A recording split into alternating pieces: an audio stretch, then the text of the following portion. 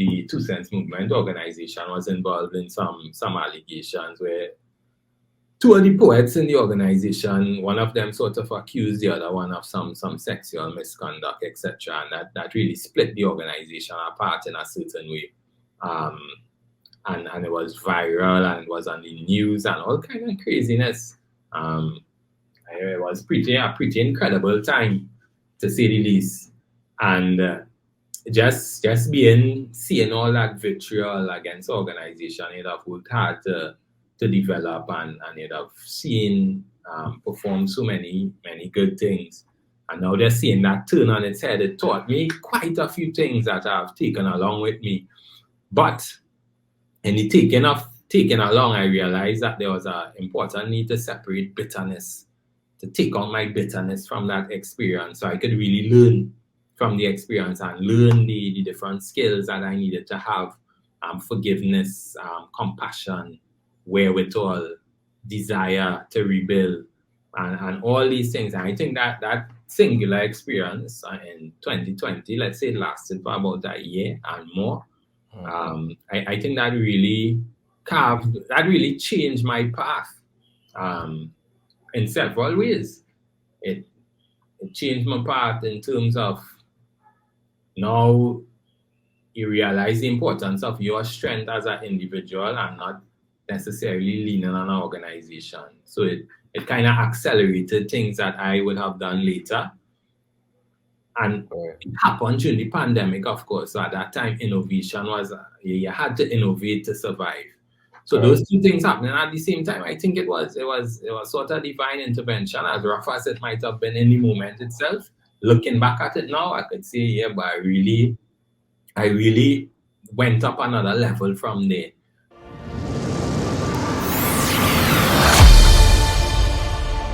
Welcome to Manstory.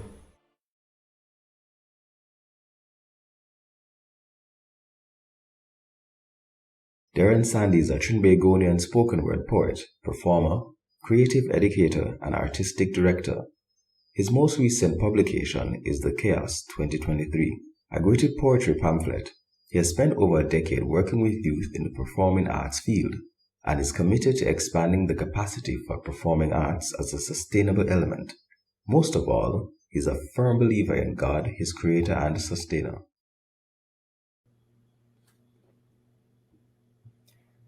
All right, welcome to Manstory, and today we have Derron Sandy, a very special guest. Now, I'd like him to tell us who he is. So, if someone were to ask, who is Derron Sandy, what would you say? I mean, primarily, I'm just a person, a creative being. But I'm an artistic director, a performance poet, an NGO founder. I work with youth. I'm not a youth anymore, but I work with them. I'm a father, husband, friend, a writer, a producer, and those are some of the things that I am. I'm a firm believer in God as the creator, and that's the summary of Derron Sandy. You say you work with youth. What caused you to go into that field? Sometimes your own story kind of goes on its own trajectory. Yeah? My mom was very involved in youth work in the church that we grew up in. That's the Adventist church, right in Maloney, in Trinidad, and she was youth leader for some time.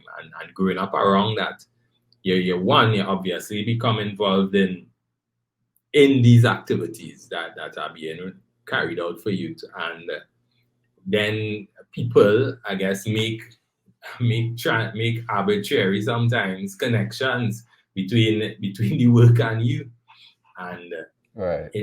But by that time, it already become part of you. It had already become part of me, and working with youth was I guess an easy transition. Was something that my life was kind of heading towards for some time. And being involved in the arts is just an excellent platform or further building block to connect with youth. And that is where it was for me initially. All right. So you say you're no longer a youth. Well, I guess you're young at heart. Young at heart is right. What was your youth like growing up? What was your youth like? I was an outside boy, you know. I used to spend a lot of time outside. Climbing trees and Basket. I know more sports. I yeah. wasn't too much into the outdoor adventure scene. Going up on roof and climbing tree and I used to watch people do it. You know, I was very conservative, you know, as You weren't trying to be Superman and jump off the rooftop. Nah. I was trying to preserve my knees. Yeah. You know, I was trying to preserve my well-being. So yeah, but I was around that a lot and I could have done it, but I didn't used to find too much joy in it. I like sports, I like organized stuff. Board games, chess, checkers, cards. I guess I was very competitive. You know, I like the competitive scene and I'll just engage in anything that's happening that you could win or you could participate with a team. I also like playing with the underdogs. So we had this the children on my street that I grew up, we developed this sports club. We call it the Maloney Eagles Club. And the club was made up of two teams, cornflakes and biscuits. So that was the name of the teams, right? So I was the captain of the cornflakes. And my team was all girls. Only girls on my team. And the other team was like 4 boys, big boys. All of them were older than me and all of the girls.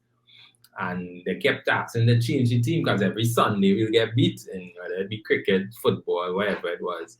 But I never changed the team. And eventually I won. We won some games, and I think that spirit kind of inculcated something in me in terms of believing in the underdog, now believing in people who probably can't make it. Like I find much more pleasure because I'm an educator as well. Mm-hmm. I find much more pleasure in dealing with a struggling child and a child that just has it kind of made. I think that is where the challenge is for me. I think that makes life a bit more exciting and somehow you're able to see the growth. So a lot of my childhood was like that. I'd always put myself at the helm of underdogs for whatever reason, or other people might have written off for some reason or the other, and try to bring the best out of them. And I think in turn that used to bring the best out of me in terms of me just channeling different things inside of myself to really push forward, you know. Nice. So were you a child who, you said that you were very competitive. Were you a child who gave trouble? I mean, I used to talk in school plenty, and the teacher writing a report, but he talks a lot and thing. But who didn't used to? Used to talk a lot in school, you know. Yeah. But in terms of trouble, I had real respect for my parents and authority, and as I don't think I was ever disrespectful to anybody. There once was a gentleman who accused me of throwing a scratch bomb in his yard and running. I didn't throw the scratch bomb in his yard, and when he came outside, I wasn't even running. I was walking calmly to where I was going because I had nothing to do with me. But yeah, and I remember that was one of the few altercations I got into. Then I got into a little trouble once as a teenager, or probably very early in my 20s. Or probably still teens, because I went Facebook just came out and I posted this poem about a neighbor. I didn't call the name or anything, but I posted a poem about them, and when you touch them corn. yeah, I wasn't happy about that at all. So then a little altercation and thing. Well, not verbal. I didn't say anything. I didn't respond to them. I just But how they found out? I mean, Facebook in those days, especially. Somebody showed them, you know, somebody who knew the poem from my friend circle showed them it, you know, and they come across and think, all kind of thing, this. And you know, and even then I learned the power of social media from way back then, you know. You don't, if you're posting something, you better be ready to stand by it in a kind of way. So yeah, that was some of the few instances I remember getting into trouble. I used to listen to my parents. There was a couple of times we walk in, we were supposed to take a taxi in, I spent out all the money in school, and we walk in. I remember getting in trouble for that because we didn't walk the normal way, we walked through a track in the back. And then My dad used to have us learning text, Psalms 119, the longest judgment in the world. So every week you had to learn a little piece. And if you stutter in when Friday evening come and you stutter in, problems, yes. Yeah. Yeah, problems. But other than that, trouble wasn't my forte at all. See, that's good. That's good. So, what was your relationship like with your dad? I think in the early days it was a very strict relationship in terms of that traditional male being the disciplinarian. Um, you wouldn't want daddy to talk to you if you're out of line. But at the same time, there was a lot of there was a connection through sports. We used to look at a lot of cricket together. My dad used to like West Indies cricket plenty, and we used to look at the football, sports, and the whole. My dad was very interested in. Then, of course, the chores that we had to do around the house, outside work, cleaning the drain, cleaning up by the dog. He would kind of organize that for us. I think my dad taught me a lot of organization. Like the day before school, we had to have all our things out, your vest, your pants, what you're wearing, etc. Even down to your toothbrush and thing when you get up in the morning, everything kind of in one place. And just use it, put it back, come back in the evening, reset again for tomorrow. So the relationship was plenty of that. But around when I was in probably Form 3, my dad migrated, and then eventually my mom. But by the time he migrated, the foundations were kind of set in stone, I think. Nice. And he was a teacher, he was an educator as well, and a very strict one according to all the children I have come across who he would have taught. So yeah, that's how the relationship really was. I think it was a real molding, a deliberate molding. Like he would do things very deliberately for us to go towards a desired outcome, whatever the outcome was for him, So, how important would you say that molding was for you and your siblings? Man, that molding was everything. In terms of, yes, my mother played a critical role, but my mother was more in the caregiving role and taking care of us, etc. But in terms of setting you up for life and to actually just function, as a human being efficiently, things like budgeting, saving. I mean, we didn't have much growing up, but we learned to save, and we learned that things have value and to take care of the things you had. Clean your shoes, make sure your clothes full, etc. Real basic things that you might consider it mundane, but actually extremely, extremely important. Discipline was a big thing too. Being disciplined to completing tasks, whether it's even in the form of these texts. Excelling was also something that he was very serious about, and he was very, very adamant that Black people need to keep their foot on the gas, especially Black boys. So he would ensure that we were excelling in school, and mediocrity wasn't accepted. Mediocrity wasn't accepted at all. And growing up with that kind of discipline, it is critical. It might be hard at sometimes. And I remember there were many times I would have been angry for different things, and I'd just go in a corner and swell up my face and as in angry with your father? Yeah, cursing. But looking back at it now, it's just invaluable, the experiences that we would have had, So give me an example of one of the things that you were coasting for that you look back and it's a boy. It was a good reason. It was a good thing. Yeah, I remember this one time, I think I was in Form 1 or 2 or something. And I got in the 50s in percent. Like that's the lowest I ever get in my whole tenure in academics. 50-something% over. I come home and I remember I handed the book to my dad, and my dad, he tossed away the book and thing. He pelted it away in a kind of way. And I remember feeling how about that. Yeah. But it was the response to me not being the best of, or me living way underneath my own capabilities. Right. So it was a awakening. I remember I was upset. I was upset about it, but I had to accept two You had to things. swallow that. Yeah, I had to accept the fact that I did underperform, and two, I had to accept the fact that I was being held accountable by somebody else. And I think those two things real vital. So which subject was that? That was overall, but I mean, you Oh, realize you okay. see something in everything. Yo. In everything going down the line, licks, C's. I think that it feel literature or some kind of thing where it was a Nah, bad literature. term. Because I was wondering, I was waiting for you to tell me, because I was like, that could never be English because you're a wordsmith. So, so I want. As I feel literature that term, real bad marks I get that term, and it culminated to that, yeah.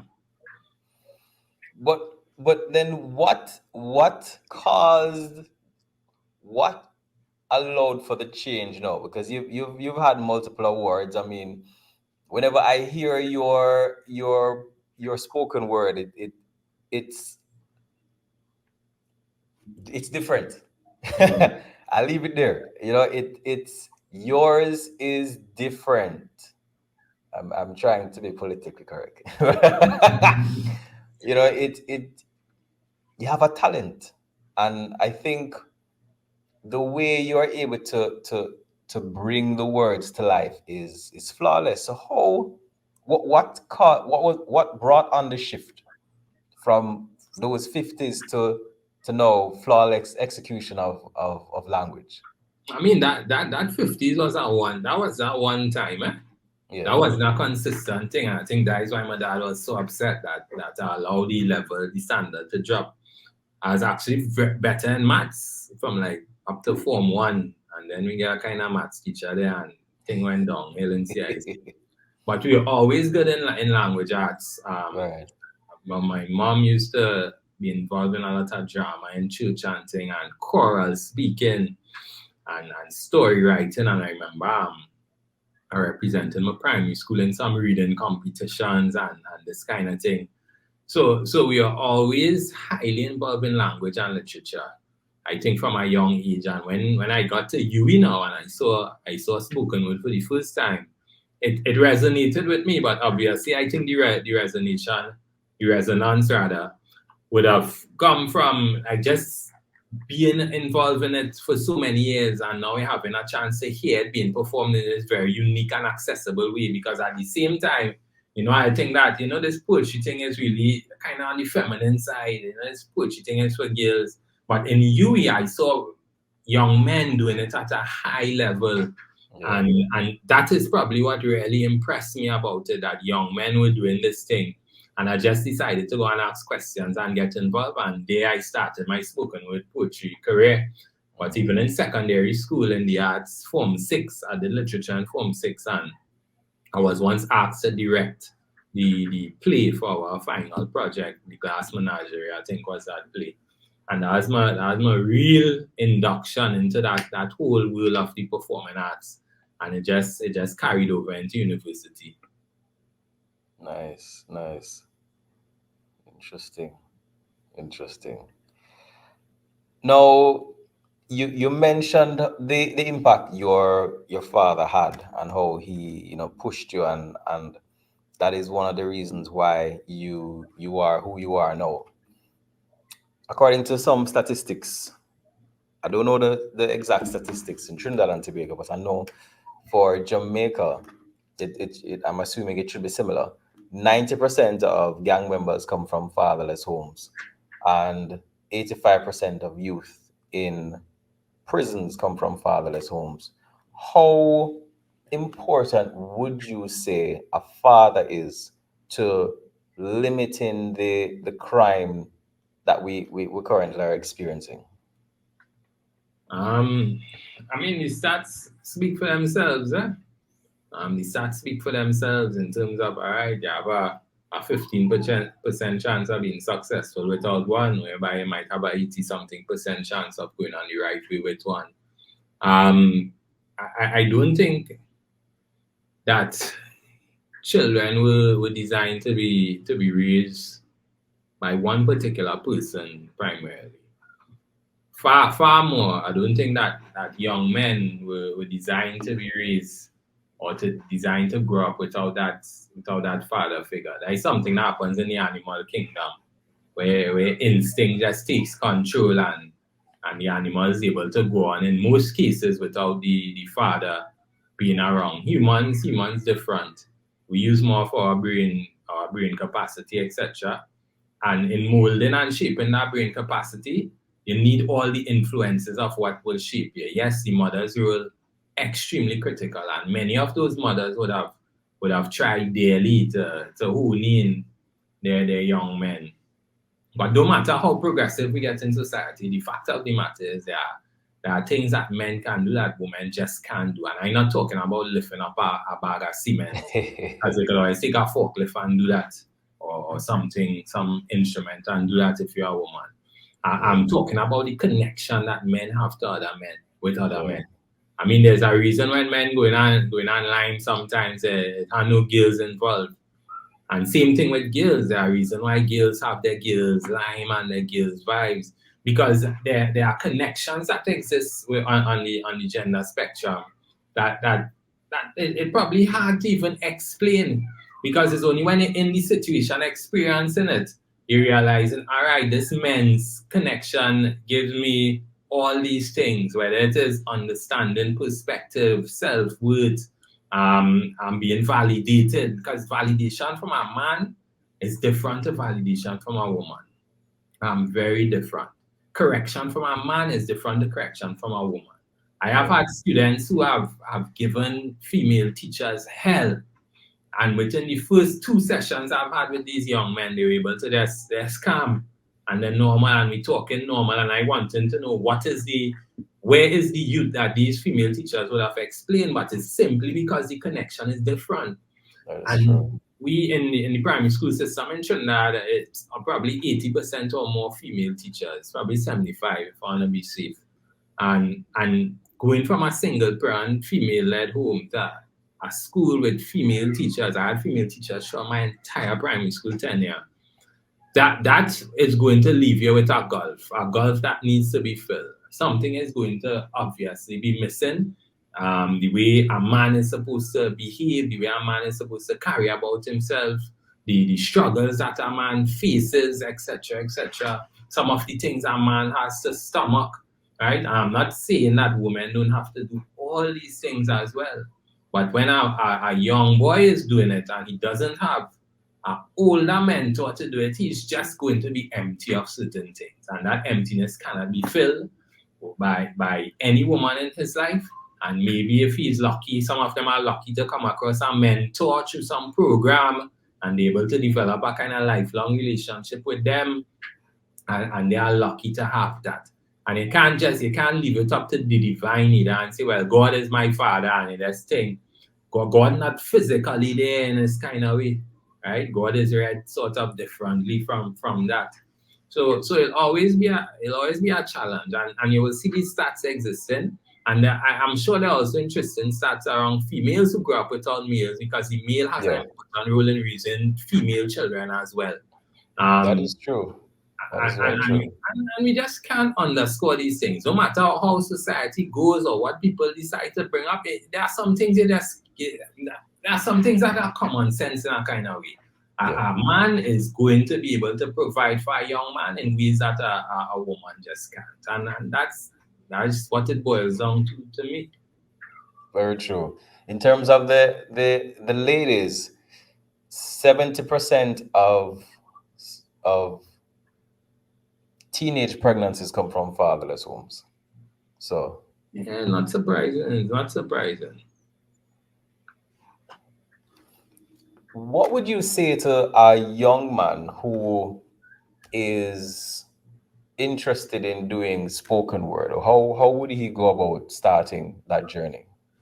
All right. Well, for all young men, I offer them all young people on the whole, offer them a very practical opportunity, which is to join one of the programs in the Two Cents movement. If you're in secondary school, you could join the Future Authors program. They meet weekly and learn spoken word techniques. Right? They could follow the Two Cents movement on Instagram and just send a message about the program. If you're an adult, you're out of secondary school, you could join the monthly writing program for adults, so open for anybody really, which is called We Write, same thing message. So there is that. Of course, I tell people to practice your craft. When you join these groups, We Write, etc., we always send opportunities, so like an open mic opportunity, different performances that happen, and that you may be able to just go out and experience it. Because if you're serious about any craft, you need to practice, repeat, and put yourself out as much as possible, and continue to grow your craft. Because I mean, spoken word poetry, we don't really have a spoken word poetry industry where to say there are just spoken word jobs hanging around waiting for people.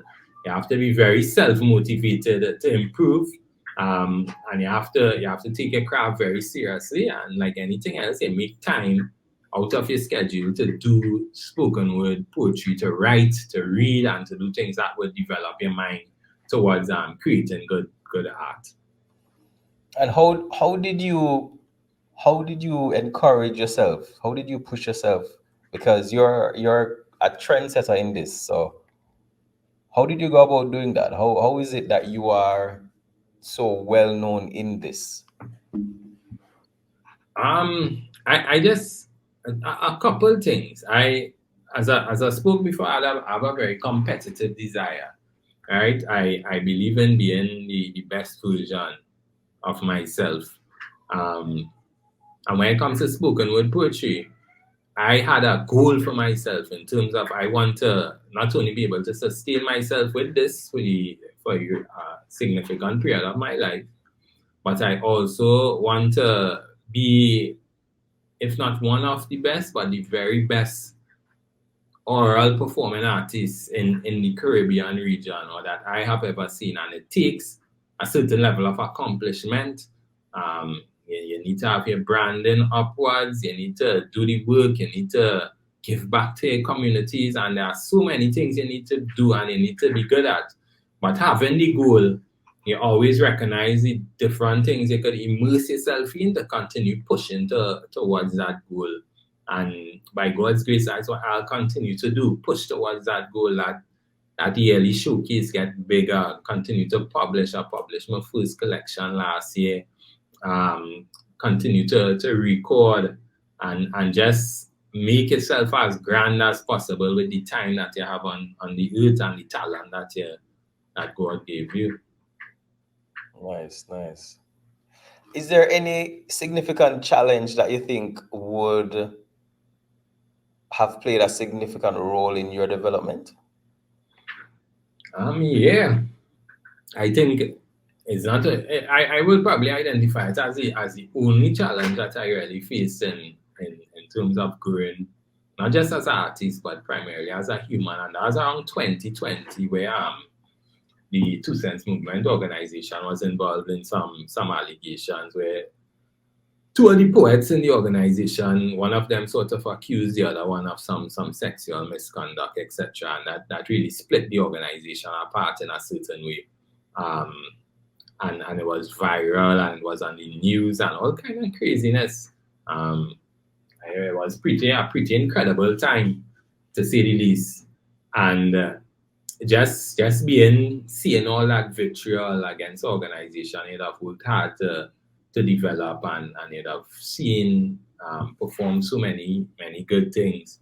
And now just seeing that turn on its head, it taught me quite a few things that I've taken along with me. But in the taking along, I realized that there was an important need to separate bitterness, to take on my bitterness from that experience, so I could really learn from the experience and learn the different skills that I needed to have: forgiveness, compassion, wherewithal, desire to rebuild, and all these things. And I think that singular experience in 2020, let's say, it lasted for about a year and more. I think that really changed my path in several ways. it changed my path in terms of now you realize the importance of your strength as an individual and not necessarily leaning on an organization. So it kind of accelerated things that I would have done later. And it happened during the pandemic, of course. So at that time, innovation was, you had to innovate to survive. So those two things happening at the same time, I think it was sort of divine intervention, as rough as it might have been in the moment itself. Looking back at it now, I could say, yeah, but I really went up another level from there. You know, it's after that I won the Poetry Slam and so many great things. I think some of the greatest things happened to me in 2021 and now. And I think they would have directly come out of that particular experience. And of course, just getting a new strain of youth within that particular organization and training them to take the guards and move the organization to where they wanted to see it. I think everything just worked out magnificently, honestly. I want to talk about that a bit. The whole idea on a scale of 1 to 10, how stressful was that time? And that's interesting because I find that usually people don't appreciate how a stressful time can give you opportunities to improve. So on a scale to 1 to 10, what was that like? Man, that was a full 10. Like, that was 24 hours, 7 days a week of phone calls, meetings, people just asking questions, people posting a lot of ignorant stuff as well on the social media platforms, because everybody have a platform and people just stating bits and pieces of the story and then a lot of confusion, people thinking that I was the person being accused, and because of course I was one of the more prominent faces of the organization.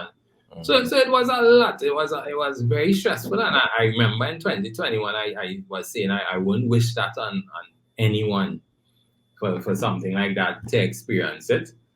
But once you're able to stay in the moment and chest strap the pressure, for want of a better word, you're gonna come out very good. I don't think there's probably nothing on this earth again, bar severe illness or death, that I will be unprepared for.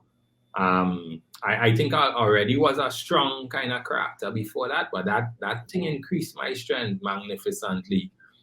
And critical in it is just having a goal and a belief and faith in what you're doing. Because if I didn't have faith in what I was doing, as part of the 2 Cents movement, it would be easy for me to do like the majority of them and just say, see this, I go and just press. You know, that was the easy choice, I think, to just drop your hands in the face of pressure. But I think as somebody who truly believes in themselves, especially as a man, sometimes you have to sit down. You have to sit down in and with the pressure, allow it to subside, allow yourself to figure out the different things you're feeling. Don't respond to those feelings. Sometimes don't respond. There are so many people I felt to respond to, and I look back to them and say, I am glad I said nothing, absolutely nothing during that entire period. Because as time passed, more of the story just started to unfold and stuff, and you realize that you might have said something extremely out of place to somebody. And sometimes you just have to be patient and wait out the storm sometimes. Either you bunker down, as they say, and you wait till the storm passes and they come up for air, you survey the damage, and you start the process of rebuilding what is there with whoever is left, you know. How important would you say is emotional intelligence and just the whole idea of self-control? Because you just showed an example of utilizing that, but you know, recently we had in the news of a man who killed his estranged wife and his mother-in-law. You know, we see so many instances of people not being able to handle their emotions. So how important do you think that is? I mean, that is paramount to your work as a man. Being able to acknowledge that you're under pressure and acknowledge that you need help. I had a few people around me during that time that those people were just critical, boy. Those people, I could never forget those people in life. And just the support they have provided. And it's not a big thing. Daily checking in, how they're going today, a little joke, and just those people just existing. So grateful to that. Which leads me to the point with in understanding your emotions, you need to understand that sometimes there are some things you will need help for. I was lucky that I didn't have to cry out for help, and these people kind of came by and they stuck around. But sometimes as a man, you have to cry out for help because there's no way you could let yourself go to the point where you're shooting people you quote unquote love or have a relationship with or have children with that. That is insanity. That is insanity. And unless you're suffering from a real, when I say a real mental illness, I'm talking about something like you can't really control yourself or something you can't acknowledge, you just trip off in the moment. But if you're suffering with things that you have been acknowledging for years, I feel a little anxious. I feel a bit, I have problems with my anger. I realize I'm tripping off easy. And you're just going about life thinking that it'll be all good. No, it will not be all good and it will not cure itself. You need to reach out for help and acknowledge to people that, I have problems. That is why you pass the ball in football when you're under pressure or to advance the game, you pass the ball because you can't have the ball all the time. And that's a very good analogy. Yeah, and as a man, boy, if you let your emotions run ahead and run away, it's so the work of reeling it back in is so much harder than acknowledging it up front. And I think a lot of that work needs to be done in the primary schools, secondary schools, just acknowledging the emotions you feel as a man, understand that it's even as a man you will experience a range. And there are safe ways to display or reflect that range of emotions, and then there are absolutely unsafe ways to do it. And you just have to know which one is which as early as possible. And most times, that is not guided in a better way than being provided by another male mentor in your life. So when you go to these schools, being that example, do you see them acknowledging your statements about, understanding their emotions, or is it that they normally kind of say, well, that kind of sound like some soft thing? Sometimes you get this soft thing, but because even in the way we perform and it's so engaging, it tends to break that ice. I mean, if you're performing garbage, then I guess it will be harder to reach them. But because they like the rhythm, they like the flow, they like the punchlines, they're listening and they're not seeing it as something uncool or something for him. They're seeing it as something that I could be part of. And that's how I felt when I heard guys doing poetry the first time in UWI Speak. That's how I felt. I felt like this is something I could be part of rather than you feeling like it's a distant world away from him. And of course now we have Trinidad, fortunately, unfortunately, but Trinidad encouraging bad. encouraging expression, as poor as it might be. But it's a good reference to you sometimes by saying, look at how good these guys are writing. You're telling them they're not writing the positive things, but they're writing skillful things. And it's a good drawing point for men in literature, for young boys in literature reading and that kind of thing. Yeah. I think we don't appreciate the importance of media, music, and the arts. In that, I've always said, if you could get the younger artists, I was gonna say Cartel or Mavado, but that's aging me. But if you could get some of these guys to look in do a cliff notes for any of these literature books, do the notes or summary for any geography, everybody would get a one, because the beats are catchy. You remember the words, and therefore I always find it interesting how, even as a Caribbean, I mean, apart from, we are one of the areas in the world where music has influenced others outside of the region. Our music has done that. And so why not use the arts to help bridge the gap between sitting in a classroom and reading 10 chapters in one day? Yeah. Or, it's something that we have yet to tap into, which fortunately you are tapping into. So that is good. Yeah. I have a unique opportunity in the arts to do that. I remember some time ago, we were working on a project where we were putting the English syllabus into spoken word poetry and music.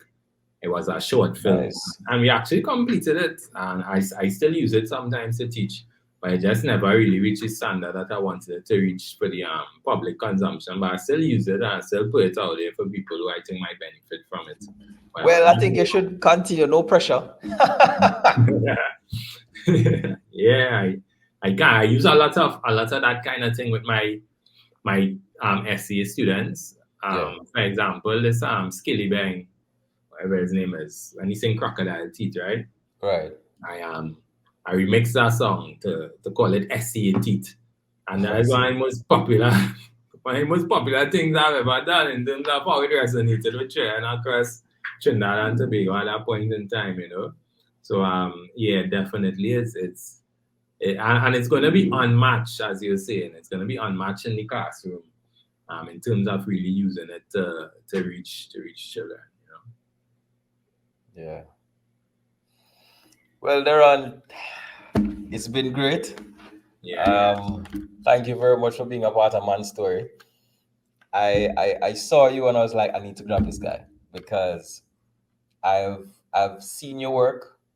I love the fact that you're working with youth, and if you never heard it before, I'm sure you have, but I'll say it nonetheless. You're doing excellent work, and thank you for all that you're doing. Yeah, I appreciate that very much, Alvin. I appreciate you having me on as well. It was a nice conversation. Yeah, man.